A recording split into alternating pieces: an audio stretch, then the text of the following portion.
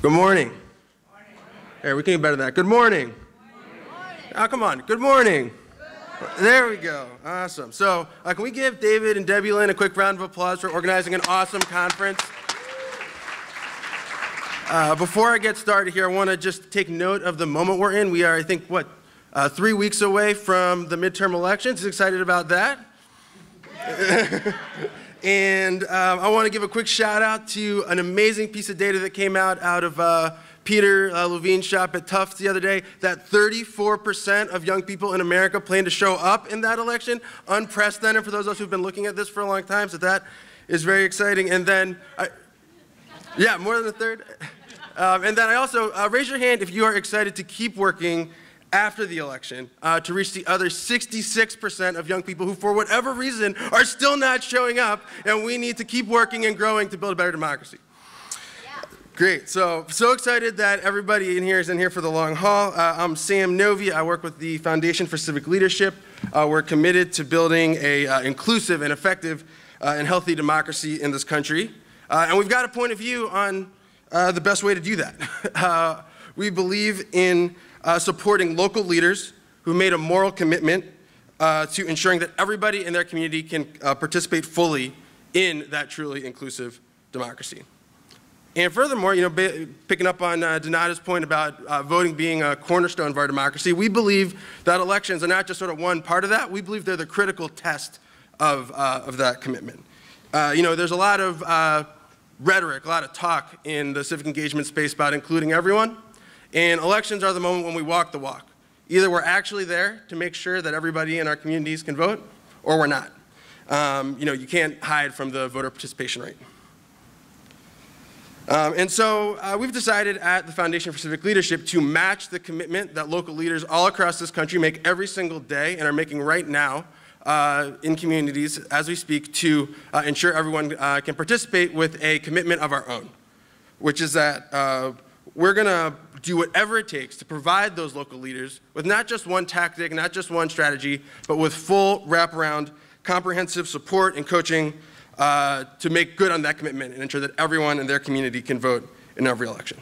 We're generally a pretty behind-the-scenes shop. We work on early-stage program design and seed funding and team building, and we try to get new leadership programs off the ground. A number of folks, if you've worked with us, you want to just raise your hand?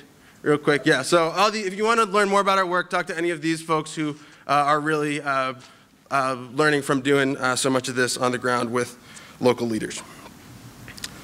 So we're here today to talk about building a shared strategy for a healthy democracy. And I want to make an argument about strategy, about where good strategy come from. And particularly where strategies that are truly transformational, strategies that achieve things that we thought were previously impossible, strategies that overcome the significant barriers and the significant opposition to the kind of reform we want to see. If we want those kinds of strategies, I want to argue that we need to talk about commitment first. And here's what I mean by that. Raise your hand if you've heard about the story of David versus Goliath. Okay, great. So for those of you who are not familiar with the story, and I can see Joey's rolling, I always tell Bible stories in our team meeting, so Joey's going to be rolling his eyes over here. But as you guys know, the Philistines are in a big war with the Hebrews. They send out Goliath, who I think they've determined was 6'9". That's like the current archaeological finding on this, to go out and try to challenge the Hebrews to fight him. Basically, if they can find somebody who will fight Goliath and beat him, then the Hebrews win the whole battle. They don't have to have the battle, they would win. And David at this point is just a boy, right? So he's like, you think of Goliath at 6'9", David's like 5'5" or something. He's like 15 years old and he's a shepherd. And I want to read the bit from the book of Samuel, the first book of Samuel in chapter 17, where David builds his strategy for this fight, because I think it's really instructive for the day we're trying to have here. So it's when Saul and all Israel heard those words of the Philistines, the words where they were being challenged to fight, they were dismayed and greatly afraid. And David said unto Saul, I will go and fight this Philistine. And Saul said back to David, thou art not able to go fight this Philistine. You are but a youth, and he is a man of war since his youth. And David said, "The Lord that delivered me out of the lion, out of the paw of the bear, he will deliver me out of the hand of this Philistine." And Saul said unto David, "Go, and the Lord will be with thee." So Saul armed David with his armor. He put a helmet of brass upon his head. He armed him with a coat of mail. And David girded his sword upon his armor, and he essayed to go. But then David said unto Saul, "I cannot go with these weapons, for I have not trained with them." And so David pulled off all the chainmail, all the weapons, all the armor, and he took his staff in his hand and chose him 5 smooth stones out of the brook, and he put them in a shepherd's bag which he had, and the sling was in his hand, and he drew near unto the Philistine. So who knows what happens next? He kills Goliath. He gets the stone, he takes the sling, winds it up, nails him in the head. Goliath dead, right? So can we give it up for David?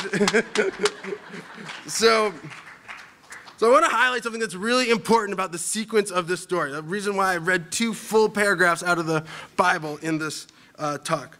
And that's that David commits to fight first, right? So he's not sitting in the back at this battle like being like, "Oh man, I've totally got my swing, my slingshot and my stones, and like I've got the strategy and I'm gonna go fight." No, he's like, somebody needs to go fight, so I'm gonna go fight. And it's really important that his decision to fight first is critical to the successful strategy that he eventually finds, because you notice that the first strategy he tries out, the most obvious one, the one that he had received from from Saul, to put on a bunch of armor and walk around like Goliath, even though he's only 5'5", that strategy was actually not going to be successful. And the only reason that he was able to be successful, that his commitment then led him to find the stones, find the sling, and slay Goliath. In organizing, we have a saying that once you commit, you start to see the world through David's eyes, right? So that you can only see that the stones are there, only see that you've got your sling and you have everything you need to win once you've made this commitment first, right? And so I think that if we want to build a strategy for healthy democracy, we need to start with our commitments first, the things that we decide to commit to, and the people who make those commitments, and the stories we tell about them. That's what's going to drive our strategy. So I still remember my sort of, David moment in democracy. I know a lot of you guys, everybody, if you're coming to a room like this at 9:30 on a Thursday, you probably had a moment like this yourself where you just looked at the Goliath of our broken democracy and you're like, I'm going to show up and try to fight. For me, it was when I was 18. I had signed up to volunteer on a campaign for the very first time. And I showed up to canvass. It was a couple miles north of here in Odenton, Maryland. It's a stop on the MARC train, if anybody's been on it. And they gave me the list of doors I was going to knock on. And now it seems so crazy that I would be surprised by this, but I was surprised that we weren't going to knock on every door. And so I asked the campaign, why aren't we knocking on everyone's door? And they said, "Oh, we used the public list of available voters and which elections they voted in to just exclude all the people who don't vote and the low propensity voters." And it was wild to me that, in the greatest democracy on earth, we would actually, just as a matter of routine, right, be excluding huge chunks of the population. And I remember again, that same year, I'd set up a little field office on Hartford Road in a florist shop in Northeast Baltimore. And on election day, I got call after call after call that our polling places were not opening across Northeast Baltimore because we didn't have enough poll judges. And in that moment, I realized that, the ghost of George Washington was not going to make sure we had an inclusive democracy in Baltimore City. That if we did not get enough people in our community to decide that our polls needed to open on time, they just weren't going to open on time. And it seems obvious now, but I think a lot of people out there just think that this stuff is going to work for them if they don't do it themselves. And that's what we need to change. So it's been 12 years since that election, 12 years since that adventurous election day in a florist shop in Northeast Baltimore. And and all the time I've been like David, trying to fight the broken democracy, Goliath. I've found that my commitment to that cause taking me in a couple different directions. It's manifested in a couple different ways. In some cases, it's been with a particular candidate trying to win an election.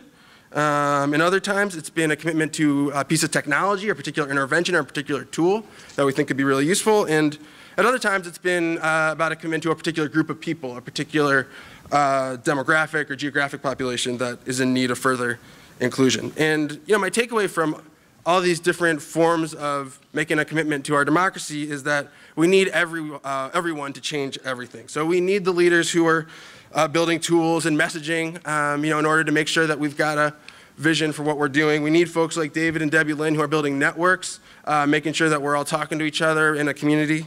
And lastly, we need people making local commitments to specific communities, because that's what's necessary to actually make democracy real in the lives of most citizens. And I want to name that this room is full of mostly people making national commitments, right?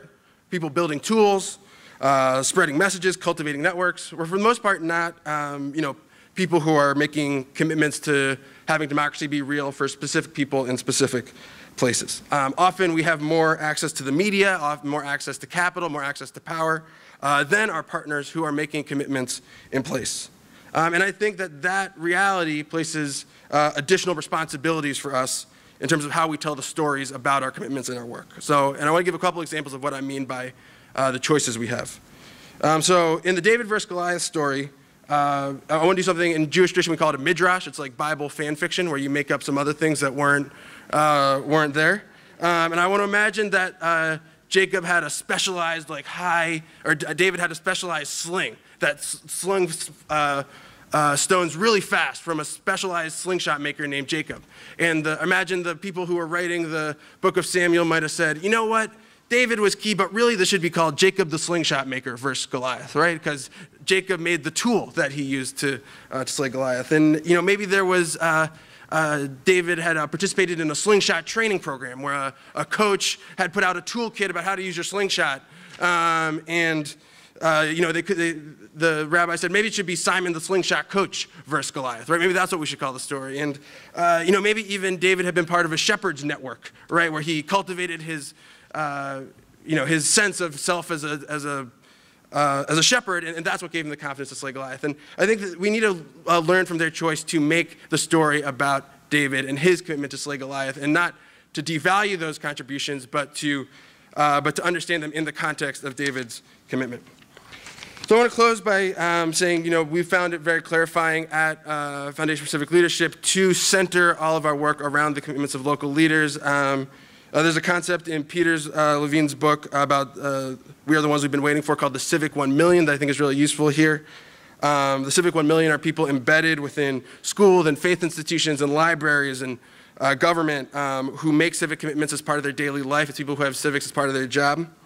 And I think our task here, if we're going to be successful in building a strong strategy, is to take that idea of the Civic 1 million from just sort of a concept to a living, breathing, thriving network that can serve as sort of a comprehensive local leadership platform for democracy that can accomplish all these different goals we have, from voter engagement to policy reform to participatory budgeting and on and on. So thanks so much to David and David Lynn for having me, and I look forward to working with you on this project.